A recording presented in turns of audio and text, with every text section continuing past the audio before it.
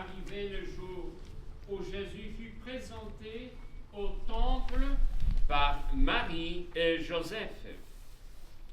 Il se conformait ainsi à la loi du Seigneur, mais en vérité, il venait à la rencontre du peuple des croyants. En effet, le vieillard Simeon et la prophétesse Anne étaient venus au temple sous l'impulsion de l'Esprit Saint.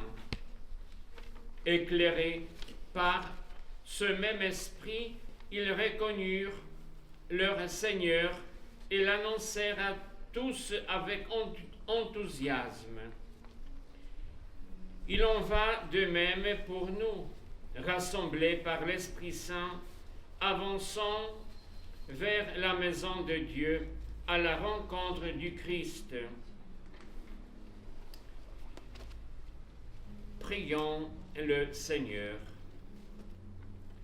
Dieu, source et origine de toute lumière, en ce soir, tu as montré à Simeon le juste la lumière qui se révèle aux nations.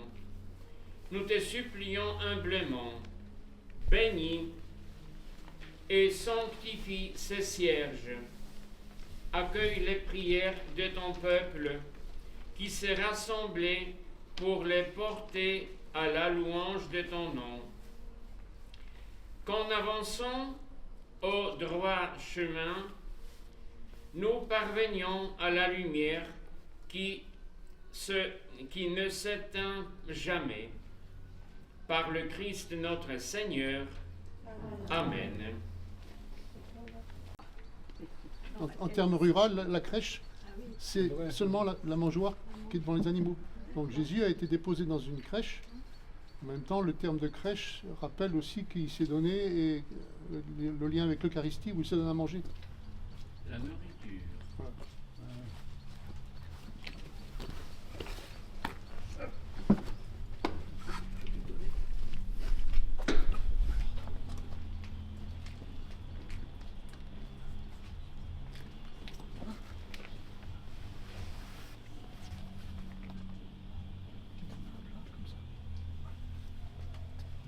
Et tu marches devant.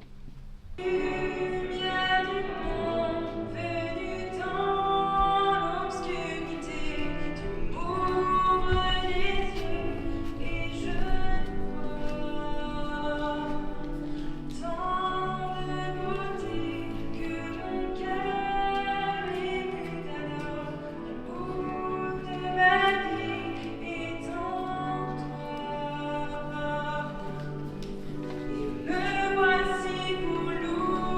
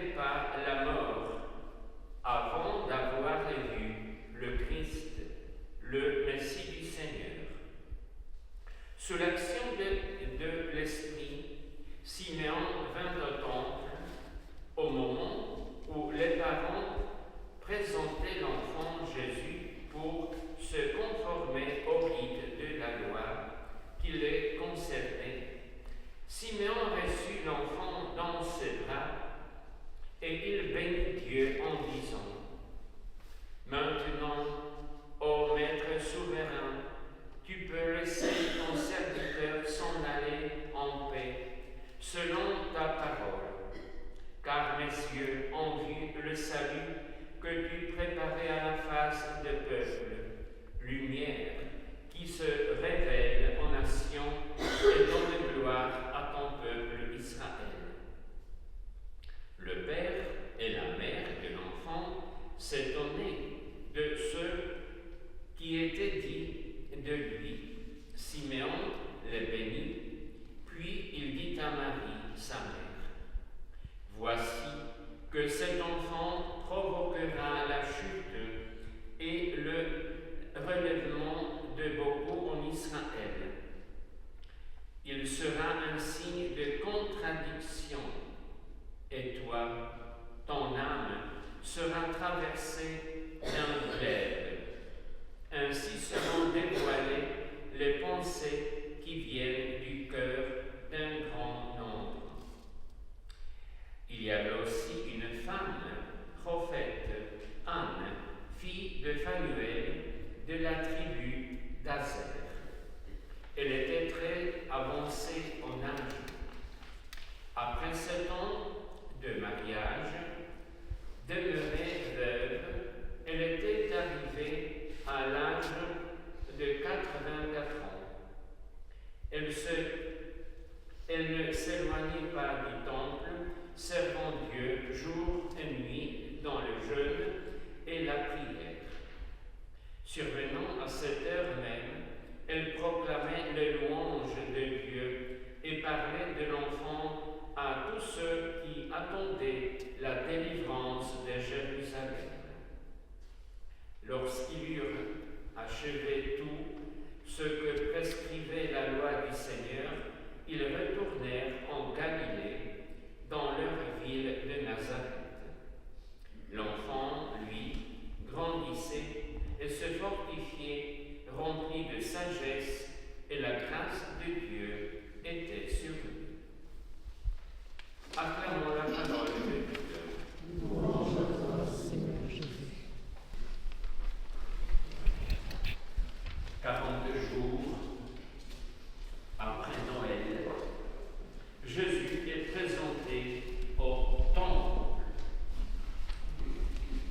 Nous pouvons imaginer la joie et la fierté de Marie et Joseph qui viennent faire cette démarche.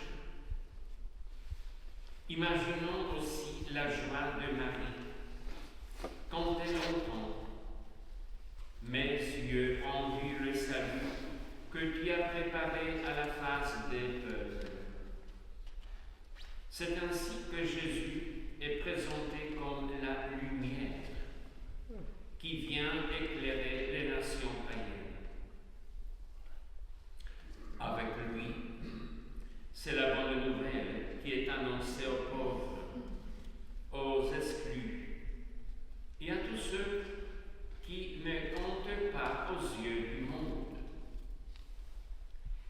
C'est cette joyeuse nouvelle que nous découvrons tout au long des évangiles.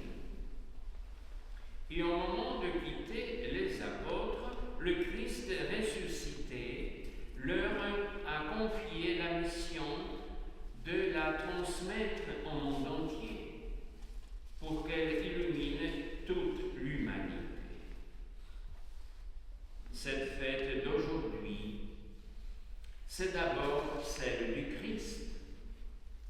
Il nous est présenté aujourd'hui comme la gloire d'Israël. Et ce qui est extraordinaire, c'est que ce sont des pauvres qui sont les premiers à faire cette merveilleuse découverte.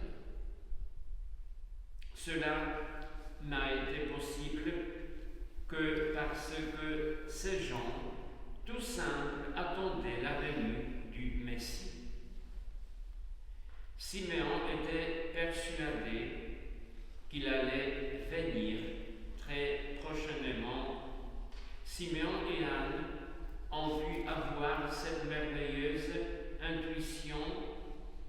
que parce qu'ils étaient les priants à ne passer la majeure partie de son temps à jeûner et à prier. Tous deux étaient vraiment à l'écoute de l'Esprit Saint. Nous célébrons le Christ lumière. Oui, mais la lumière, ça peut aveugler. La lumière éclaire, mais parfois elle dérange. Elle montre ce qui n'est pas beau dans nos vies. Et lorsque cela arrive, elle est parfois rejetée.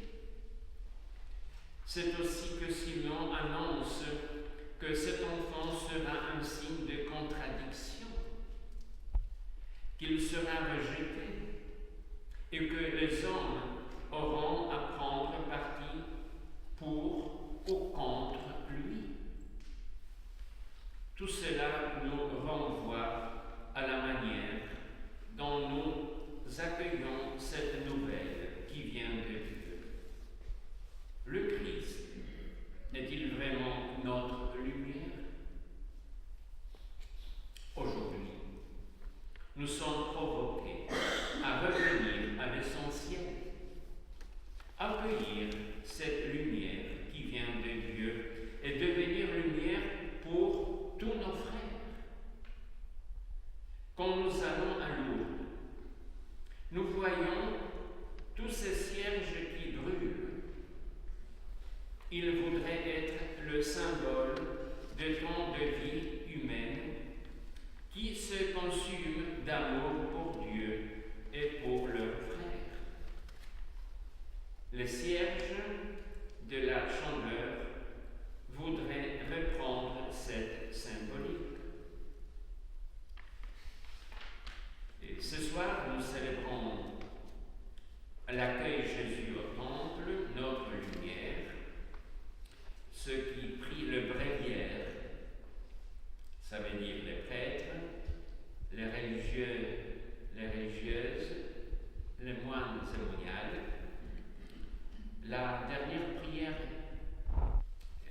du jour l'accomplit à ces paroles. Maintenant, ô Maître souverain, tu peux laisser ton serviteur s'en aller en paix, selon ta parole, car mes yeux ont vu le salut que tu préparais à la face des peuples, lumière qui se révèle aux nations et donne gloire à ton peuple Israël. Je récite cette prière tous les soirs avant de me coucher. Aujourd'hui, il y a aussi la journée des prières pour les personnes consacrées.